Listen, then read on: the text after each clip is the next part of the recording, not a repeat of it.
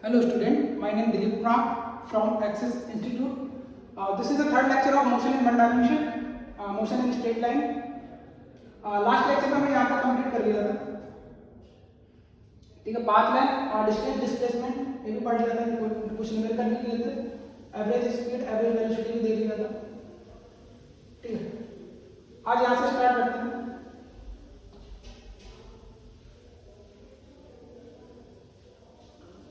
तो पहला क्वेश्चन है, इसमें दे रखा है position of an object moving on a straight line is defined by the relation x बराबर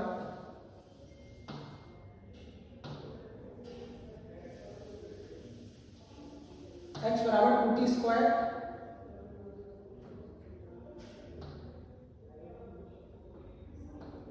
plus 40 plus 6 where x in metre and t is the time in second. ये position of particle, first question है position of particle at t equal to 0 and t equal to 4 second. तो t equal to 0 पे अगर हम find करेंगे position,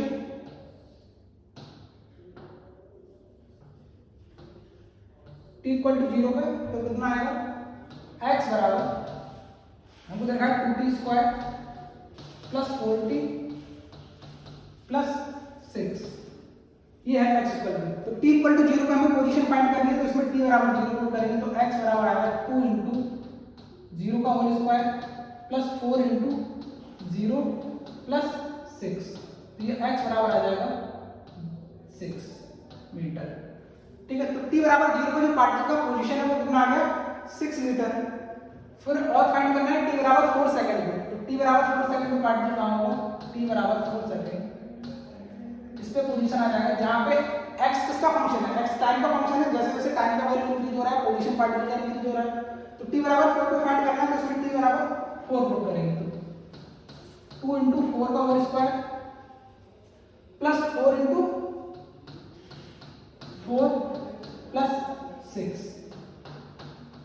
अब particle का जो पोजीशन है वो आ जाएगा 32 प्लस 16 प्लस 6,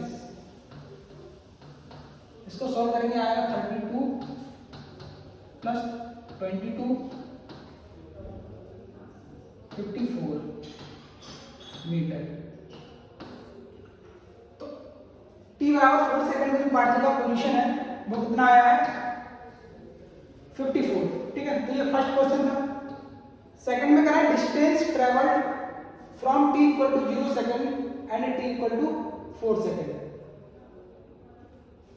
तो t इक्वल टू 0 सेकंड पे t equal to 0 to t equal to 4, मतलब t बराबर 0 से t बराबर 4 सेकंड में उसने कितना डिस्टेंस ट्रेवल किया है वो हमको फाइंड करना है।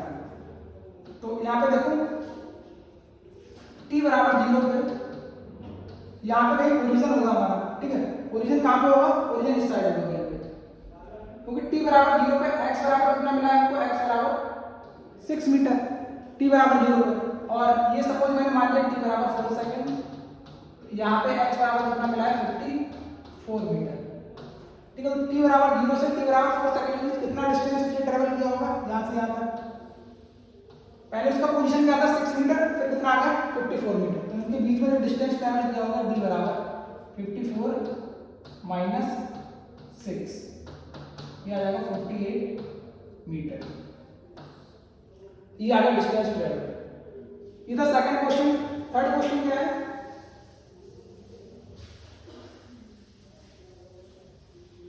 थर्ड करें डिस्प्लेसमेंट इन टाइम t बराबर 0 टू t बराबर 4 सेकंड। t बराबर 0 से t बराबर 4 सेकंड की डिस्प्लेसमेंट फाइंड करना है। अगेन t बराबर 0 से 0 पे पार्टिकल का पोजीशन क्या था, x बराबर 6 मीटर इसको बोल देते हैं, और t बराबर 4 सेकंड पे पार्टिकल का जो पोजीशन है उसको x2 जो कि कितना आया था 54 मीटर। अगेन यहाँ पे मोशन इन वन डायमेंशन है, मतलब किसी भी टाइम पे आप देखेंगे पार्टिकल क्या है, फॉरवर्ड डायरेक्शन में मूव कर रहा है, ठीक है। पॉजिटिव साइन हर जगह, तो फॉरवर्ड डायरेक्शन में मूव कर रहा है, मतलब एक ही डायरेक्शन चल रहा है।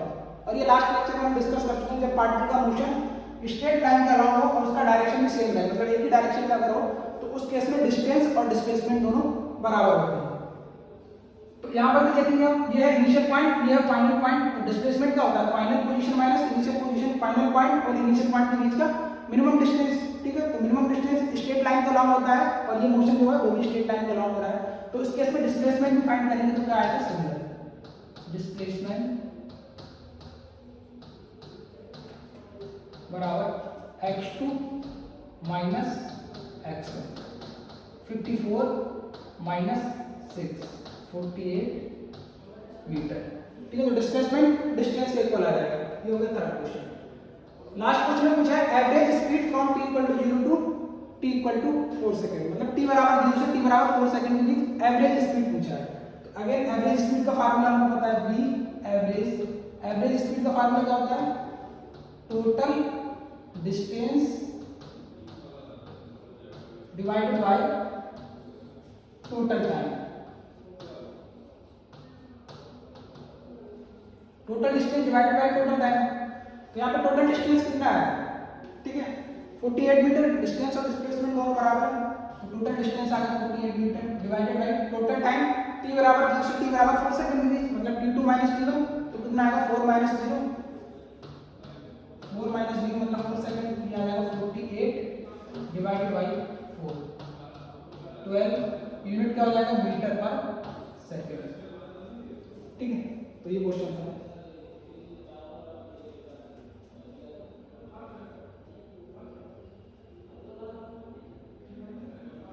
नेक्स्ट इसमें इंस्टेंटेनियस वेलोसिटी एंड स्पीड। ठीक है, इंस्टेंटेनियस स्पीड क्या होता है? इंस्टेंटेनियस वेलोसिटी क्या है? तो इंस्टेंटेनियस वेलोसिटी में लिखा है which is the velocity of object at a particular instant of time during a given interval. मतलब जैसे अगर मैं तुमसे कहूं स्पीड क्या होता है? ठीक है, मैंने पूछा कि स्पीड क्या है। स्पीड को किस तरह से मैंने डिफाइन किया है? स्पीड बराबर डिस्टेंस डिवाइडेड बाय टाइम। इसको क्या बोलते हैं? Distance travelled by the particle in unit time. ठीक है, यूनिट टाइम में कितना डिस्टेंस ट्रेवल किया है भाई किसके इक्वल हो जाएगा? स्पीड के इक्वल। तो यूनिट टाइम में सपोज मैंने टाइम को t बराबर 1 सेकंड ले लिया फॉर एग्जांपल, तो t बराबर 1 सेकंड ले लिया, तो पार्टिकल t बराबर 0 पे यहाँ पे t बराबर 1 सेकंड में कुछ डिस्टेंस ट्रेवल करेगा। मान लिया ये किया, यहाँ पे आ गया t बराबर 1 सेकंड पे, ये पॉइंट बी, ये पॉइंट ए से बी में आ गया। ए से बी तक का जो डिस्टेंस है वो मैंने बोल दिया सपोज 3 मीटर। तो इस केस में मैं क्या बोलूंगा? मेरा स्पीड कितना है? 3 मीटर पर सेकंड। ठीक है, distance travel by the body unit time. तो यूनिट टाइम को मैंने 1 सेकंड अगर कंसीडर किया, तो 1 सेकंड में मैं जितना डिस्टेंस ट्रेवल करूंगा वो क्या आ जाएगा? मेरा स्पीड। तो इस केस में स्पीड कितना हो जाएगा? 3 मीटर पर सेकंड। ठीक है, ये तो हो गया सिंपल स्पीड। अगर मैं ए से बी तक मूव ही नहीं किया, मैंने एक पॉइंट से लेकर केवल यहीं तक मूव किया, तब हम तुमसे पूछे कि बताओ स्पीड कितना होगा, तब यहाँ पे हम स्पीड फाइंड नहीं कर सकते। ठीक है, स्पीड फाइंड करना है तो हमें यूनिट टाइम, मतलब यूनिट टाइम में कुछ डिस्टेंस ट्रेवल करना होगा तभी हम बता सकते हैं। तो अगर हम एक पॉइंट से यहाँ तक डिस्टेंस ट्रेवल करेंगे तो इसमें हो सकता है जो तुम्हारा टाइम लगा होगा 0.3 सेकंड लगा होगा। ठीक है, तो जब तक हम यूनिट टाइम कवर नहीं कर लेंगे, यूनिट टाइम में कुछ डिस्टेंस कवर नहीं कर लेंगे, तब तक स्पीड नहीं बता सकते कितना होगा। ठीक है, तो इस केस में हम स्पीड नहीं बता सकते। तो ऐसे केस में क्या करेंगे? ऐसे केस में हम डिफाइन करते हैं इंस्टेंटेनियस स्पीड। अच्छा, एक एवरेज स्पीड भी हम पढ़े थे। एवरेज स्पीड क्या होता है? सपोज पार्टिकल यहाँ से स्टार्ट किया मोशन t बराबर 0 से, यहाँ पे इसका जो स्पीड था वो मान लिया हमने 2 मीटर पर सेकंड, और मोशन करते करते फाइनली पॉइंट बी पे आ गया। तो यहाँ पे इसका कुछ हो गया स्पीड 3 मीटर पर सेकंड, यहाँ पे हो गया कुछ 7 मीटर पर सेकंड, यहाँ पे हो गया 1 मीटर पर सेकंड, यहाँ पे फाइनल 0 मीटर पर सेकंड। ठीक है, तो ऐसे केस में जहाँ पे पार्टिकल का जो वेलोसिटी है वो चेंज हो रहा है टाइम के साथ, किसी एक पॉइंट पे 2 मीटर, किसी में 3, किसी में 7। ठीक है, तो ऐसे केस में हम एवरेज फाइंड करते थे। तो एवरेज वेलोसिटी को किस तरह से डिफाइन किया जाता है? एवरेज स्पीड को total distance divided by time interval, यहाँ से ए से बी तक में जितना टाइम लगा होगा, ठीक है, time interval divided by total distance divided by time interval. ऐसे केस में एवरेज स्पीड फाइंड करते थे। तो इस केस में भी अगर हम पूछे किसी एक पर्टिकुलर टाइम पे कि इस टाइम पे स्पीड कितना होगा, तो अगेन हम नहीं बता पाएंगे। यहाँ पर भी इतने टाइम इंटरवल चले तो यहाँ पे हम स्पीड भी नहीं बता पाएंगे। तो हमको किसकी जरूरत पड़ी डिफाइन करने के लिए? इंस्टेंटेनियस वेलोसिटी या फिर इंस्टेंटेनियस स्पीड। तो इंस्टेंटेनियस का मतलब क्या है कि बहुत ही शॉर्ट टाइम इंटरवल में, ठीक है, किसी एक पर्टिकुलर टाइम पे, जैसे t बराबर 0 से t बराबर 1 सेकंड के बीच बहुत सारे टाइम इंटरवल होंगे, इनफाइनाइट टाइम इंटरवल होंगे। ठीक है, t बराबर तुम्हारा 0.0000001 सेकंड हो गया, t बराबर 0.0000002, ऐसे 3 4 5 6। ठीक है, ऐसे इन नंबर को तुम और भी बढ़ा सकते हो। ये 5 जीरो रखे, यहाँ पे 10 15 20 25 जीरो लगा सकते हो। तो t बराबर 0 से t बराबर 1 सेकंड में इनफाइनाइट टाइम इंटरवल होगा। तो एक बहुत ही शॉर्ट टाइम इंटरवल है। शॉर्ट टाइम इंटरवल का मतलब सिंपल ऐसे समझ सकते हो, ये वाला इंटरवल है, तो इससे भी छोटा ले सकते हो तुम। इस टाइम इंटरवल में भी कुछ ना कुछ डिस्टेंस हमें चला होगा। अगर पार्टिकल का मोशन हो रहा है एक पॉइंट से बी पॉइंट के बीच, तो एक पॉइंट से बी पॉइंट के बीच अगर पार्टिकल का मोशन हो रहा है तो कुछ तो उसने डिस्टेंस ट्रेवल किया होगा, मतलब हर एक टाइम में कुछ ना कुछ तो डिस्टेंस ट्रेवल कर रहा होगा। तो ये मैंने छोटा सा टाइम इंटरवल लिया है, तो इस टाइम इंटरवल में भी छोटा सा डिस्टेंस उसने ट्रेवल किया होगा। ठीक है, बहुत ही छोटा डिस्टेंस ट्रेवल किया होगा। मान लिया जैसे यहाँ पे मीटर है, तो उसको अगर हम बोले हो सकता है 0.0000001 मीटर, इतना डिस्टेंस ट्रेवल किया होगा। तो बहुत ही शॉर्ट टाइम इंटरवल में अगर बहुत ही शॉर्ट डिस्टेंस ट्रेवल कर रहा है, तो यहाँ पर हम फाइंड करेंगे उसको क्या बोलते हैं, इंस्टेंटेनियस स्पीड। मतलब बहुत ही शॉर्ट टाइम इंटरवल में जो शॉर्ट डिस्टेंस ट्रेवल करेगा उसको क्या लिखेंगे, इंस्टेंटेनियस स्पीड। तो जो शॉर्ट डिस्टेंस है उसको लिखने का तरीका क्या है, उसको लिखते हैं, मतलब डिस्टेंस को अगर हम ऐसे लिख रहे हैं तो जो बहुत ही स्मॉल डिस्टेंस हमको लिखनी रहती है तो उसमें d का मल्टीप्लाई कराते हैं। ये मैथमेटिकल सिंबल है ds। ds इसका मतलब बहुत ही शॉर्ट डिस्टेंस। और ऐसे अगर टाइम इंटरवल हमको बहुत ही छोटा लिखना है तो हम dt से डिनोट करते हैं।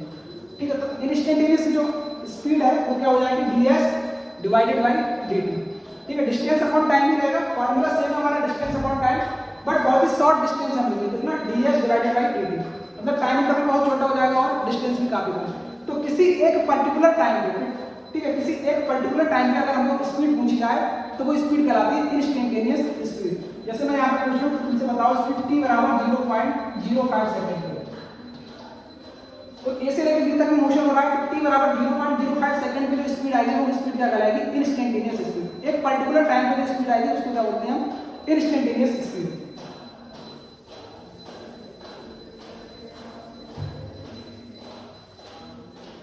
ठीक है, तो एवरेज स्पीड यहाँ पे instantaneous speed is defined as the limit of average velocity as the time t becomes infinitely small. ठीक है, तो इसको कैसे लिखेंगे, v एवरेज हमारा क्या होता था, एवरेज स्पीड को किस तरह से डिफाइन किया था, delta s divided by delta t। Delta s divided by delta t ये क्या था, total distance divided by total time. ठीक है, यहाँ पर टोटल डिस्प्लेसमेंट क्या है, total displacement divided by total time. किसी एक पॉइंट से दूसरे पॉइंट तक मूव किया, ये पॉइंट हो गया s1, ये s2, यहाँ पे टाइम इंटरवल कितना होगा, डेल्टा t लगा। ठीक है, तो s2 माइनस s1 क्या हो जाएगा, टोटल डिस्टेंस या फिर डिस्प्लेसमेंट। अभी हम मोशन मोमेंट डायमेंशन की बात कर रहे हैं, तो b average delta s divided by delta t। तो इसी टाइम इंटरवल को हमें क्या करना है, छोटा। ये जो टाइम इंटरवल डेल्टा s हो सकता है 2 मीटर हो, 10 मीटर, 50 मीटर, इस तरह का हो। तो इसी टाइम इंटरवल को हमें क्या करना है, बहुत ही शॉर्ट। तो कैसे लिखेंगे इसको, b एवरेज इक्वल टू, मतलब हमको अगर इंस्टेंटेनियस लिखना है, v instantaneous equal to limit delta t tends to 0। मतलब जो टाइम इंटरवल है बहुत ही स्मॉल लेंगे, यहाँ पे वैल्यू लेंगे, तो बस इसी का लिमिट ले लेना है into delta s divided by delta t। ठीक है, ये क्या आ गया, एवरेज वेलोसिटी। एवरेज वेलोसिटी का लिमिट ले लेंगे, limit delta t tends to 0, वही क्या कहलाएगी, इंस्टेंटेनियस वेलोसिटी या फिर इंस्टेंटेनियस स्पीड। अब इस केस में जो डेल्टा t टेंड्स टू 0 मतलब कोई भी टाइम इंटरवल अगर बहुत ही स्मॉल है, ठीक है, कोई भी स्मॉल हमको डिस्टेंस लिखनी है या फिर स्मॉल टाइम लिखना है, तो वहां पे एक वर्ड यूज करते हैं, इसी पूरे टर्म को हम क्या लिखेंगे, ds डिवाइडेड बाय dt। ठीक है, बहुत शॉर्ट टाइम इंटरवल में जो डिस्टेंस हम ट्रैवल कर पाएंगे वो भी बहुत ही शॉर्ट होगा। तो बहुत ही स्मॉल चीजें अगर हमें लिखनी है, स्मॉल डिस्प्लेसमेंट लिखना है या फिर स्मॉल टाइम इंटरवल लिखना है, जैसे डेल्टा t टेंड्स टू 0, तो उसके लिए हम एक सिंबल यूज करते हैं dt, टाइम इंटरवल के लिए dt, और s डिस्प्लेसमेंट है उसके लिए ds। मतलब उस क्वांटिटी में d का मल्टीप्लाई करा देते हैं। इसका मतलब ये जो क्वांटिटी होगी वो बहुत स्मॉल होगी। अगर डिफरेंशियल जब पढ़ेंगे तो डिफरेंशिएशन में इसको अच्छे से समझेंगे। ठीक है, ds बाय dt क्या है, ये डिफरेंशिएशन है of position with respect to time. ठीक है, तो इंस्टेंटेनियस स्पीड का जो फार्मूला आ गया वो आ गया ds डिवाइडेड बाय dt। ठीक है, ये डिफरेंशिएट करके निकलेगा। अगर पोजीशन टाइम का फंक्शन दे रखा है तो पोजीशन को with respect to time differentiate करेंगे, उसके बाद फाइंड करेंगे इसको। ठीक, तो ये तुम्हारा इंस्टेंटेनियस वेलोसिटी। किसी एक पर्टिकुलर टाइम पे अगर हमको पूछी जाए कि वेलोसिटी कितनी होगी, तो वहां पे जो हम फाइंड करेंगे वो क्या लेंगे, हमारी इंस्टेंटेनियस स्पीड या फिर इंस्टेंटेनियस वेलोसिटी।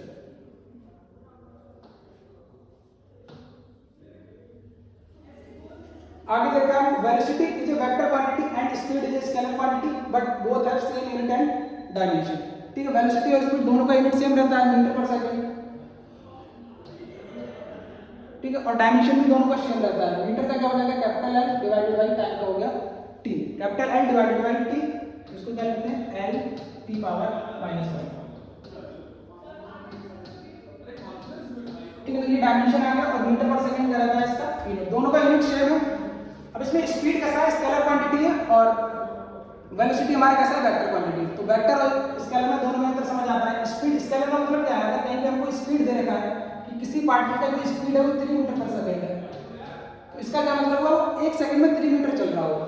1 सेकंड में 3 मीटर कहीं भी चल रहा होगा, इधर भी चल सकता है, इधर भी, इधर भी, इधर भी, कहीं भी मूव कर सकता है। अगर वो 1 सेकंड में 3 मीटर मूव कर रहा है इसका मतलब उसका स्पीड कितना है 3 मीटर पर सेकंड। बट अगर हमको वेलोसिटी दे रखा है किसी पार्टिकल की वेलोसिटी उसका 3 मीटर पर सेकंड है, तो वेलोसिटी अगेन एक वेक्टर क्वांटिटी है। तो वेक्टर क्वांटिटी में मैग्नीट्यूड के साथ साथ डायरेक्शन भी दे रखा होगा। तो हमको अगर वेलोसिटी दे रखा है तो इस तरह से लिखेंगे वेलोसिटी 3 मीटर पर सेकंड और यहाँ पे कुछ डायरेक्शन भी लिखी रहेगी। ठीक है, जैसे फॉर एग्जांपल ईस्ट को मैंने लिख दिया। तो अब अगर हम इस पॉइंट में हैं तो 1 सेकंड में कितना मूव कर रहे होंगे अब भी 3 मीटर, बट यहाँ पे डायरेक्शन किधर है ईस्ट। तो अब जो 1 सेकंड में हम 3 मीटर मूव करेंगे वो केवल ईस्ट डायरेक्शन में। अगर हमारी ईस्ट डायरेक्शन है 1 सेकंड में कितना मूव किया हमने 3 मीटर ईस्ट डायरेक्शन है। तो ये वेलोसिटी में मैग्नीट्यूड के साथ साथ डायरेक्शन भी होता है, तो डायरेक्शन भी फिक्स रहती है। ठीक है, तो स्केलर क्वांटिटी स्पीड है और वेलोसिटी एक वेक्टर क्वांटिटी है, दोनों का यूनिट सेम है और डायमेंशन भी सेम।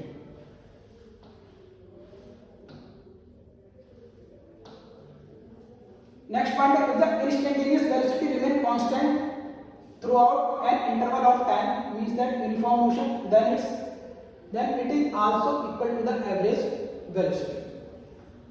मतलब इंस्टेंटेनियस वेलोसिटी अगर किसी इंटरवल में सेम आ रही है, if the instantaneous velocity remain constant through out an interval of time.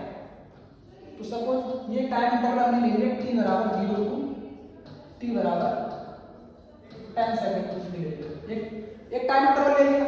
अब इस टाइम इंटरवल में हम कहीं भी किसी भी पॉइंट पे अगर इंस्टेंटेनियस वेलोसिटी फाइंड कर रहे हैं, सपोज इस वाले टाइम इंटरवल में हम इंस्टेंटेनियस वेलोसिटी फाइंड कर रहे हैं या फिर यहाँ पे इंस्टेंटेनियस वेलोसिटी फाइंड कर रहे हैं, तो हर जगह पे इंस्टेंटेनियस वेलोसिटी का वैल्यू क्या है सेम। ठीक है, कह रहा है remain constant through out an interval of time. मतलब इस टाइम इंटरवल में हम कहीं पर भी इंस्टेंटेनियस वेलोसिटी फाइंड कर रहे हैं, मतलब बहुत ही शॉर्ट टाइम इंटरवल में अगर वेलोसिटी फाइंड कर रहे हैं या फिर किसी एक पर्टिकुलर टाइम पर भी हम बोल सकते हैं वेलोसिटी फाइंड कर रहे हैं, तो उसका वैल्यू जो है वो सेम आ रहा है। तो वैल्यू अगर सेम आ रहा है मतलब इस शॉर्ट टाइम इंटरवल में भी जितना डिस्टेंस चल रहा है वो इस शॉर्ट टाइम इंटरवल में भी जितना डिस्टेंस चल रहा है वो भी सेम है, इसमें भी अगर जितना डिस्टेंस ट्रैवल कर रहा है शॉर्ट टाइम इंटरवल में वो भी सेम है। तो अगर इंस्टेंटेनियस वेलोसिटी सेम है तो फिर हम इसको क्या बोल सकते हैं यूनिफॉर्म मोशन। यूनिफॉर्म मोशन का डेफिनेशन हम पढ़ चुके हैं लास्ट क्लास में।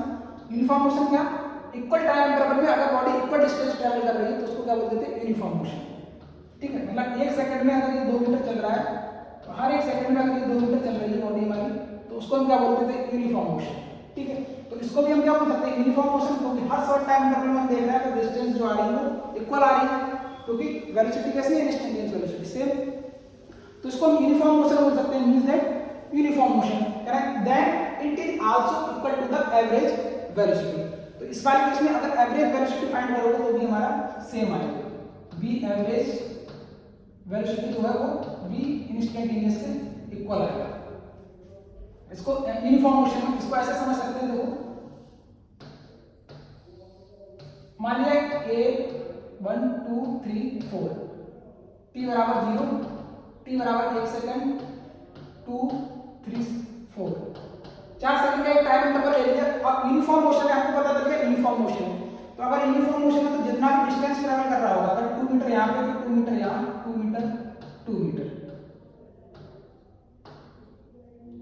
हर जगह 2 मीटर डिस्टेंस ट्रैवल कर रहा होगा इक्वल टाइम इंटरवल में। अगर इक्वल डिस्टेंस ट्रैवल कर रहा है तो क्या बोलते हैं यूनिफॉर्म मोशन। तो यूनिफॉर्म मोशन में अब इसमें अगर हम एवरेज वेलोसिटी फाइंड करें, ठीक है, एवरेज कितना आएगा v average equal to total displacement कितना हो जाएगा, स्ट्रेट लाइन वाला मोशन हो रहा है तो डिस्प्लेसमेंट कितना हो जाएगा, डिस्टेंस के इक्वल मतलब 2 2 2 2 कितना 8 आ गया, डिवाइडेड बाय टाइम इंटरवल कितना होगा 4 सेकंड का, 4 ये कितना आ गया 2 मीटर पर सेकंड। ठीक है, तो देखो एवरेज वेलोसिटी कितनी आ गई 2 मीटर पर सेकंड और यहाँ पर भी 1 सेकंड में हम 2 मीटर ट्रैवल कर रहे हैं, मतलब यहाँ पे हमारा स्पीड क्या होगा 2 मीटर पर सेकंड। तो जो एवरेज वेलोसिटी है वो किसके इक्वल आ जाएगी इंस्टेंटेनियस वेलोसिटी के इक्वल। ठीक है, अगर किसी गिवन टाइम इंटरवल में जो इंस्टेंटेनियस उस केस में इंस्टेंटेनियस जो वेलोसिटी है वो एवरेज वेलोसिटी के इक्वल होगी। ठीक है, यहां से बस।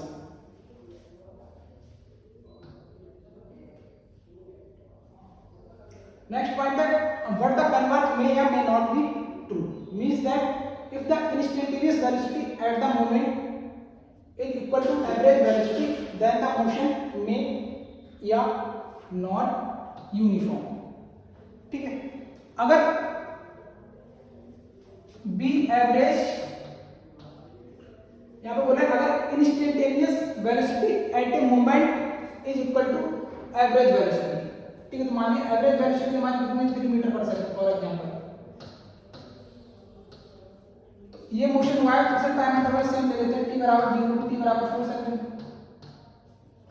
तो पिछले वाला एग्जांपल ले लेते हैं, यहाँ 3 लिख लो। ठीक है, 3 मीटर पर सेकंड हो गया। तो बोला कि एवरेज वेलोसिटी 3 मीटर पर सेकंड है। अब ये जो टाइम इंटरवल t बराबर 0 से t बराबर 4 सेकंड, तो यहाँ पे किसी भी टाइम पे instantaneous velocity at a moment मतलब किसी एक टाइम इंटरवल में जो v इंस्टेंटेनियस है वो किसके इक्वल है, v एवरेज के इक्वल है। v इंस्टेंटेनियस किसके इक्वल है, v एवरेज के। Instantaneous velocity at the moment is equal to average velocity then the motion में या नॉट यूनिफॉर्म। ठीक है, तो इस केस में मोशन हमारा यूनिफॉर्म हो भी सकता है, नहीं भी हो सकता। यूनिफॉर्म हो सकता है, वो हमने पिछला वाला केस देखा था, बट यहाँ पे अब किसी एक पर्टिकुलर टाइम पे एवरेज वेलोसिटी के इक्वल है। ठीक है, अब जरूरी नहीं है कि यहाँ पे इंस्टेंटेनियस स्पीड है और यहाँ पर भी इंस्टेंटेनियस वेलोसिटी जो है वो एवरेज वेलोसिटी के इक्वल हो, क्योंकि इस टाइम इंटरवल में केवल हमें एक मोमेंट पे, केवल पर्टिकुलर एक मोमेंट पे दे रखा है इंस्टेंटेनियस वेलोसिटी एवरेज वेलोसिटी के इक्वल है। हर जगह पे तो नहीं दे रखा है, तो हर जगह पे हो भी सकता है, सेम नहीं हो सकता है। अगर यहाँ पे सेम नहीं होगा इंस्टेंटेनियस वेलोसिटी की एवरेज के इक्वल, तो मोशन यूनिफॉर्म नहीं होगा। यूनिफॉर्म नहीं होगा क्योंकि इक्वल टाइम इंटरवल में इक्वल डिस्टेंस ट्रेवल नहीं कर पाएगा पार्टिकल, तो हमारा जो मोशन है यूनिफॉर्म नहीं होगा। तो इस वाले केस में यूनिफॉर्म मोशन हो भी सकता है और नहीं भी हो सकता है।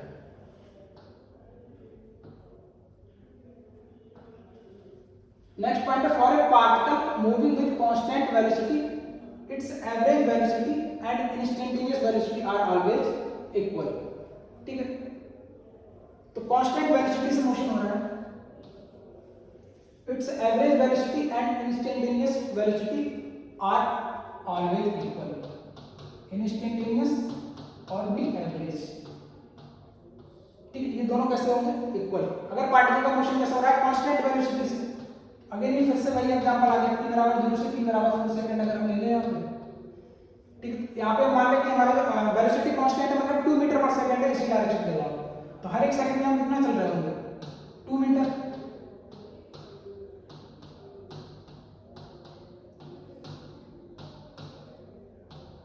हर एक सेकंड में कितना चल रहा होंगे, 2 मीटर। तो इस केस में अगर हम एवरेज वेलोसिटी फाइंड करेंगे वो भी कितनी आएगी, 2 मीटर पर सेकंड। और अगर इंस्टेंटेनियस वेलोसिटी फाइंड करेंगे किसी भी शॉर्ट टाइम इंटरवल में, तो उसका वैल्यू हमें कितना मिलेगा, 2 मीटर पर सेकंड। तो अगर मोशन हमारा कांस्टेंट वेलोसिटी से हो रहा है तो उस केस में एवरेज वेलोसिटी और इंस्टेंटेनियस वेलोसिटी दोनों इक्वल है। वेलोसिटी कैन बी पॉजिटिव या नेगेटिव। ठीक है, अगेन जैसे हमने देखा था डिस्प्लेसमेंट और डिस्टेंस, जैसे हमने देखा था तो डिस्टेंस हमारा स्केलर क्वांटिटी थी, डिस्प्लेसमेंट वेक्टर क्वांटिटी थी, तो उसमें भी डिस्प्लेसमेंट का पॉजिटिव नेगेटिव जीरो कुछ भी हो सकता था। तो इसी तरह से वेलोसिटी वेक्टर क्वांटिटी है और स्पीड स्केलर क्वांटिटी है। तो सिमिलर हम समझ सकते हैं कि वेलोसिटी जो हमारी है वो पॉजिटिव नेगेटिव जीरो कुछ भी हो सकता है, बट जो स्पीड है वो ऑलवेज पॉजिटिव होगी। अगर मोशन हो रहा है पार्टिकल का रेस्ट में तब तो जीरो हो जाएगी वेलोसिटी मतलब स्पीड। अगर पार्टिकल रेस्ट में तो स्पीड क्या हो जाएगी, जीरो। बट अगर पार्टिकल का मोशन हो रहा है तो स्पीड का कुछ ना कुछ वैल्यू आएगा, क्योंकि स्पीड क्या है, डिस्टेंस डिवाइडेड बाय टाइम। ठीक है, तो वेलोसिटी कैन बी पॉजिटिव या negative as it is a vector quantity, but speed can never be negative as it is the magnitude. ठीक है, क्योंकि स्पीड क्या है, डिस्टेंस डिवाइडेड बाय टाइम। तो कोई भी टाइम इंटरवल में अगर तुम मोशन कर रहे हो तो कुछ ना कुछ डिस्टेंस कवर करोगे, और डिस्टेंस ऑलवेज पॉजिटिव है, तो स्पीड हमेशा पॉजिटिव आएगा।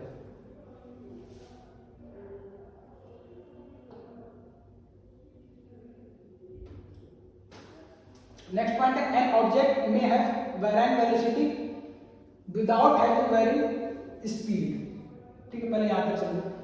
किसी भी पार्टिकल का जो स्पीड है मतलब जो वेलोसिटी है वो चेंज हो सकता है स्पीड में बिना चेंज किए हुए। ठीक, मतलब क्या कह रहे हैं, किसी पार्टिकल का स्पीड अगर 2 मीटर पर सेकंड है तो स्पीड इसका इतना ही रहेगा 2 मीटर पर सेकंड, बट इसका वेलोसिटी हम चेंज कर सकते हैं। ठीक है, ये कह रहे हैं। तो मानिए पार्टिकल यहाँ से आता है मूव किया 2 मीटर 1 सेकंड में, तो अगर 1 सेकंड में 2 मीटर मूव किया, आप बोलेंगे इसका स्पीड कितना है 2 मीटर पर सेकंड, और वेलोसिटी इस केस में वेलोसिटी भी 2 मीटर पर सेकंड है।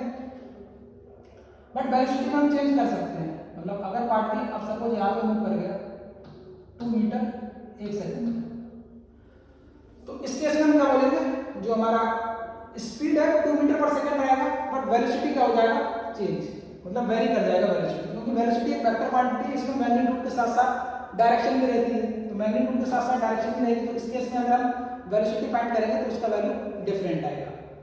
ठीक, क्योंकि डायरेक्शन अगर हो गई इधर, तो डायरेक्शन अगर चेंज हो गई तो वेलोसिटी का वैल्यू भी चेंज हो जाएगा, क्योंकि वेलोसिटी वेक्टर क्वांटिटी वो मैग्नीट्यूड और डायरेक्शन दोनों पे डिपेंड करेगी।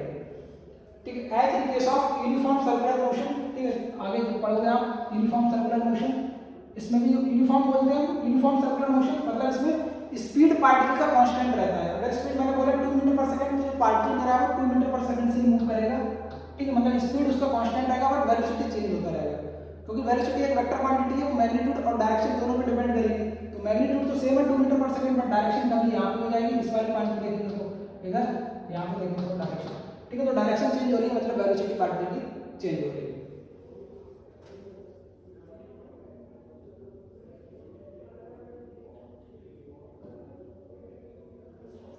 If velocity is constant, then speed will also be constant. ठीक, अगर वेलोसिटी कांस्टेंट है तो स्पीड भी कांस्टेंट रहेगा। जैसे t बराबर 0 टू t बराबर 1 सेकंड, इसमें वेलोसिटी हमने बोल दी 2 मीटर पर सेकंड। तो अगर वेलोसिटी कांस्टेंट है, मतलब उसका मैग्नीट्यूड भी कांस्टेंट रहना चाहिए और डायरेक्शन भी। ठीक है, तो अगर 2 मीटर पर सेकंड इस लाइन के अलॉन्ग गया है, तो नेक्स्ट 1 सेकंड में भी 2 मीटर पर सेकंड इसी लाइन के अलॉन्ग जाएगा।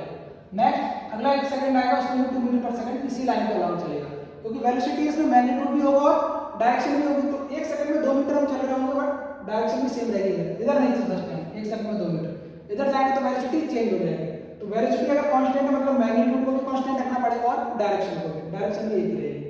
तो अगर वेलोसिटी कांस्टेंट है तो हम क्या बोल सकते हैं, if velocity is constant then speed will also constant. ठीक है, तो इस केस में अगर हम स्पीड फाइंड करेंगे तो स्पीड कितनी आएगी, 1 सेकंड में हम 2 मीटर ही चल रहे हैं, यहाँ पर भी 1 सेकंड में 2 मीटर, यहाँ पर भी, यहाँ पर भी, तो इस केस में स्पीड भी क्या हो रही है कांस्टेंट। स्पीड क्या है 2 मीटर पर सेकंड, 1 सेकंड में 2 मीटर जा रहा है। स्पीड केवल मैग्नीट्यूड पर डिपेंड करती है, तो अगर मैग्नीट्यूड देखेंगे तो हर 1 सेकंड में 2 मीटर पर सेकंड चल रहा है, मतलब स्पीड की हमारी क्या रहेगी constant. Then velocity speed constant, but if the speed is constant then velocity may या may not be constant as in case of uniform circular motion. ठीक है, तो अगर वेलोसिटी कांस्टेंट है मतलब तो स्पीड कांस्टेंट रहेगी। ये वाला केस हमने देख लिया, अगर वेलोसिटी कांस्टेंट है तो स्पीड कांस्टेंट रहेगी, बट अगर स्पीड कांस्टेंट है तो जरूरी नहीं है कि वेलोसिटी भी कांस्टेंट होगी। जैसे स्पीड अगर कांस्टेंट है तो मान लिया अगर हमारा मोशन इस तरह से हो रहा है, तो इस मोशन में हम क्या 1 सेकंड में 1 मीटर मान लीजिए चल रहे हैं, तो हर 1 सेकंड में 1 मीटर चल रहा है, तो स्पीड क्या होगी कांस्टेंट। कितनी होगी 1 मीटर पर सेकंड, 1 सेकंड में 1 मीटर जा रहा है, स्पीड कांस्टेंट हो गई। इस केस में वेलोसिटी देखेंगे तो वेलोसिटी भी कैसे आएगी कांस्टेंट, वेलोसिटी चेंज नहीं होगी, क्योंकि 1 सेकंड में 1 मीटर हम स्ट्रेट लाइन के अलॉन्ग चल रहे हैं, मतलब डायरेक्शन हमारी फिक्स हो गई। बट अब मैं क्या करता हूँ, यहाँ पे 1 मीटर इधर आ गया 1 सेकंड में, तो इस केस में स्पीड तो कांस्टेंट है, क्योंकि हर 1 सेकंड में कितना चल रहा है 1 मीटर, तो स्पीड तो कांस्टेंट है, बट वेलोसिटी चेंज हो जाएगी, क्योंकि यहाँ पे क्या है डायरेक्शन चेंज हो गई। तो अगर डायरेक्शन चेंज हो गई तो वेलोसिटी का मैग्नीट्यूड भी क्या हो जाएगा, मतलब जो वेलोसिटी है वो भी चेंज हो जाएगी, क्योंकि वेलोसिटी किस पर डिपेंड करेगी, मैग्नीट्यूड और डायरेक्शन दोनों चीज हो गई। तो अगर डायरेक्शन चेंज होगी मतलब वेलोसिटी चेंज हो जाएगी। तो अगर किसी पार्टिकल का स्पीड कांस्टेंट है तो हम नहीं बोल सकते उसका वेलोसिटी भी कांस्टेंट होगा। कांस्टेंट हो भी सकता है, नहीं भी हो सकता।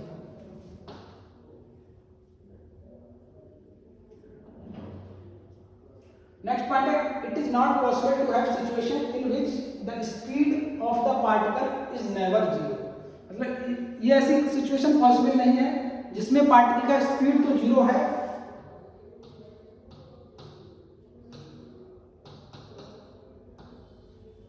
ठीक है, speed of the particle is never zero. अच्छा, स्पीड इज नेवर जीरो, ये दे रखा है आपको, स्पीड पार्टिकल का जीरो नहीं है, but the average speed is an interval is zero. But average speed एक इंटरवल में क्या हो, 0। मतलब ऐसी सिचुएशन कभी नहीं मिलेगी आपको जिसमें तुम्हारा स्पीड तो 0 नहीं है बट एवरेज स्पीड 0 आ जाए, क्योंकि एवरेज स्पीड का फार्मूला क्या होता है, एवरेज स्पीड देखो होता है total distance divided by time interval या टोटल टाइम, ये है एवरेज स्पीड। अब अगर स्पीड 0 नहीं है, सपोज हम इस पॉइंट पे स्पीड अगर 0 नहीं है हमारी, तो हम टाइम के साथ कुछ ना कुछ डिस्टेंस मूव कर रहे होंगे।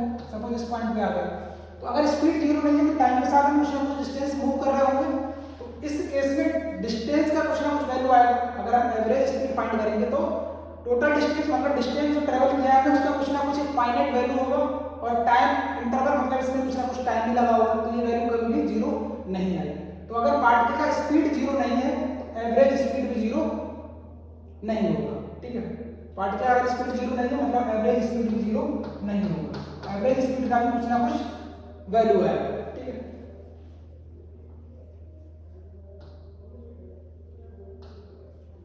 It is not possible to have situation in which speed of a particle is always 0 but the average speed is not 0. To have a situation in which the speed of particle is always 0, speed तो 0 है particle का, but the average speed is not 0, ठीक है। तो अगर speed 0 होगा तो average speed भी क्या आएगा, 0। ये बोल रहे हैं इस पॉइंट में,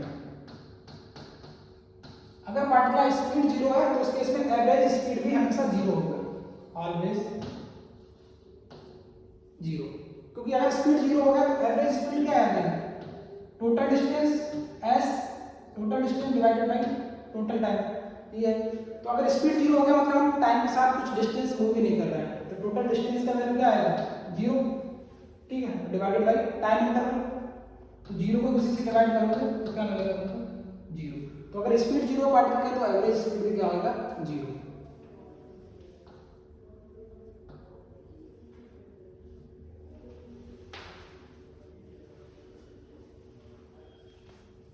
ठीक है, तो इस लेक्चर में इतना ही रखते हैं। नेक्स्ट लेक्चर में हम जो dy ओवर dx हमने देखा था,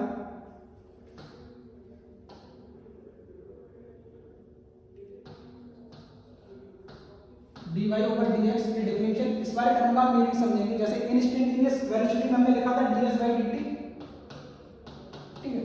तो ds बाय dt क्या है, इसका फिजिकल मीनिंग देखेंगे, ठीक है, इसको डिटेल में पढ़ेंगे। तो पहले थोड़ा सा डिफरेंशिएशन पढ़ेंगे, उसके बाद नेक्स्ट टॉपिक जो एक्सेलरेशन है उसकी तरफ मूव करेंगे, ठीक है। Thank you.